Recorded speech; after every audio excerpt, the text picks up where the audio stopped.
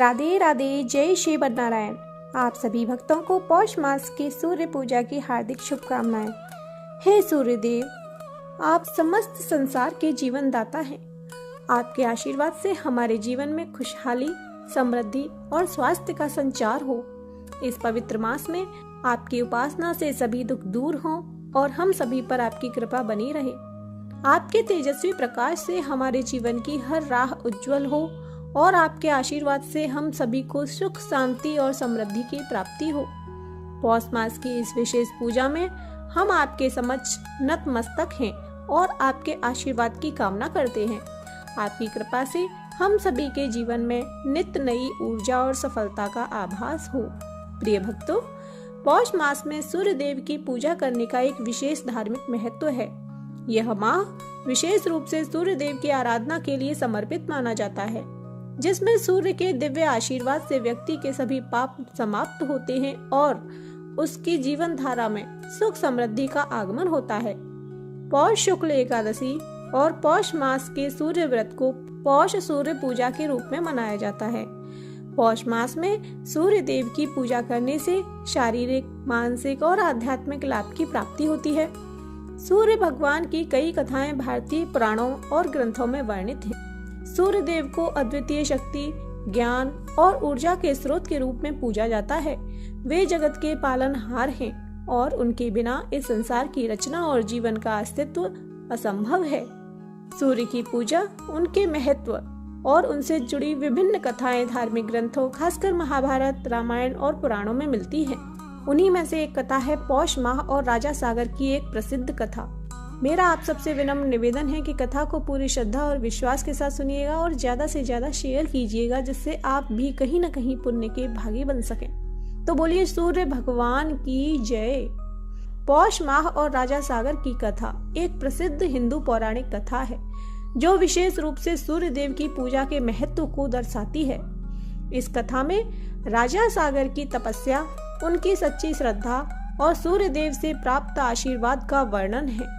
यह कथा पौष माह में सूर्य पूजा की परंपरा की जड़ें समझने में मदद करती है। राजा सागर एक पवित्र, धर्मनिष्ठ और योग्य राजा थे, जो अपने राज्य और प्रजा के कल्याण के लिए हमेशा चिंतित रहते थे। वे सूर्य देव के अनन्य भक्त थे और उन्हें यह विश्वास था कि सूर्य देव की कृपा से उनके राज्य में समृद्धि और शांति बनी रहेगी। सागर राजा का यह मानना था कि सूर्य देव समस्त संसार के पालक और जीवनदाता हैं और उनके बिना कोई भी कार्य सफल नहीं हो सकता। इसीलिए उन्होंने सूर्य देव की पूजा में पूरी श्रद्धा से समय बिताया और उनका आशीर्वाद प्राप्त करने के लिए कठिन तपस्या की। राजा सागर ने एक दिन सूर्य देव की उपासना करने का निश्चय किया। उन्होंने पौष मास के शुक्ल पक्ष की एकादशी से प्रारंभ करके 12 दिनों तक सूर्य देव की उपासना की। वे रोज सूर्योदय के समय उबटन स्नान और अर्घ्य अर्पित करती थी।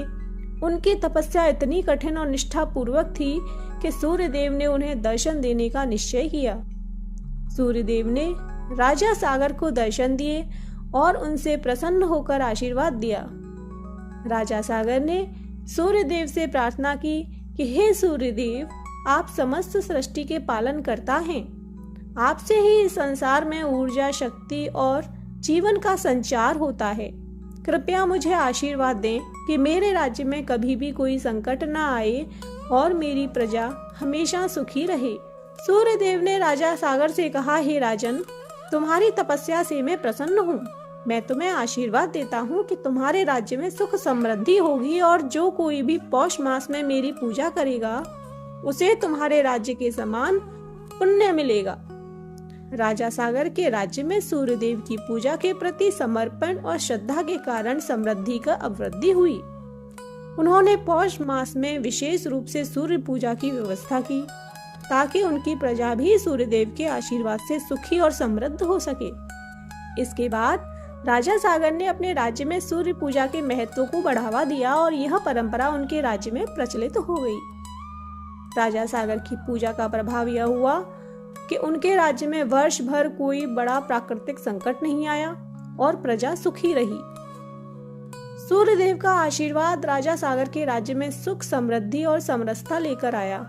उन्हीं दिनों राजा सागर की संतान में एक महान घटना घटी, जिससे सूर्य पूजा के महत्व और अधिक बढ़ गया। राजा सागर के 60,000 पुत्र थे, जो बहुत ही वीर और बलशाली थे। एक बार इन पुत्रों ने अपने पिता से कहा कि वे एक यज्ञ करना चाहते हैं, ताकि उनके द्वारा किए गए इस यज्ञ से उनका राज्य और भी समृद्ध हो सके।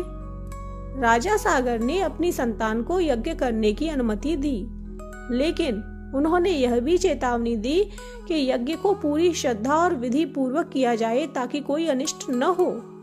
लेकिन राजा सागर के पुत्रों ने यज्ञ की पूर्णता से पूर्व ही हड़बड़ी दिखाते हुए आकाश में उच्चारण किया, जिससे यज्ञ का लाभ रुक गया और यज्ञ का प्रभाव धरती पर नहीं पड़ा। सूर्यदेव ने राजा सागर के पुत्रों की गलतियों को देखा और उन्हें दंडित किया। उन्होंने उनके 60,000 पुत्रों को पृथ्वी के नीचे समाहित कर दिया। राजा सागर ने इस बात का शोक किया, लेकिन उन्होंने सूर्यदेव की इच्छा को स्वीकार किया। बाद में राजा सागर ने अपने पुत्रों को मुक्ति दिलाने के लिए कई वर्षों तक तपस्या की। राजा सागर के प्रयासों और सूर्यदेव की कृपा से उनके 60,000 पुत्रों को आखिरकार मुक्ति मिली। लेकिन इस घटना ने यह स्पष्ट कर दिया कि सूर्यदेव की पूजा के बिना कोई भी कार्य सिद्ध नहीं हो सकता। सूर्यदेव की पूजा न केवल पापों से मुक्ति दिलाती है, बल्कि व्यक्ति के जीवन में शक्ति, पुण्य और समृद्धि का संचार भी करती है। प्रिय भक्तों, राजा सागर की यह कथा यह शिक्षा देती है कि सूर्यदेव की पूजा से न केवल शारीरिक और मानसिक शांति मिलती है, बल्कि व्यक्ति के जीवन में भाग्य और समृद्धि भी आती है। इस कथा के माध्यम से यह भी समझाया गया कि सूर्यदेव की पूजा का पालन सही तरीके से और श्रद्धा से करना चाहिए, क्योंकि सूर्यदेव हमारे जीवन के बड़े और सबसे शक्तिशाली देवता हैं। साथ ही यह कथा हमें यह भी बताती है कि पाप और गलत कार्यों का परिणाम बहुत गंभीर हो सकता है। राजा सागर के पुत्रों ने सूर्यदेव की पूजा में लापरवाही की थी, जिसके परिणाम स्वरूप उन्हें कठोर दंड प्राप्त हुआ। इसलिए यह आवश्यक है कि किसी भी पूजा और व्रत को पूरी श्रद्धा और ध्यान से किया जाए। राजा सागर की कथा यह भी संदेश देती है कि सूर्य पूजा का महत्व केवल व्यक्तिगत लाभ के लिए नहीं, बल्कि समाज और राज्य की समृद्धि के लिए भी होता है। पौष माह में सूर्यदेव की पूजा का प्रचलन राजा सागर की इसी पूजा से हुआ और आज भी यह परंपरा जीवित है। सूर्यदेव की पूजा से जीवन में शांति, सुख और समृद्धि का आगमन होता है और यह पुण्य के मार्ग पर चलने की प्रेरणा भी देती है। तो बोलिए सूर्य भगवान की जय।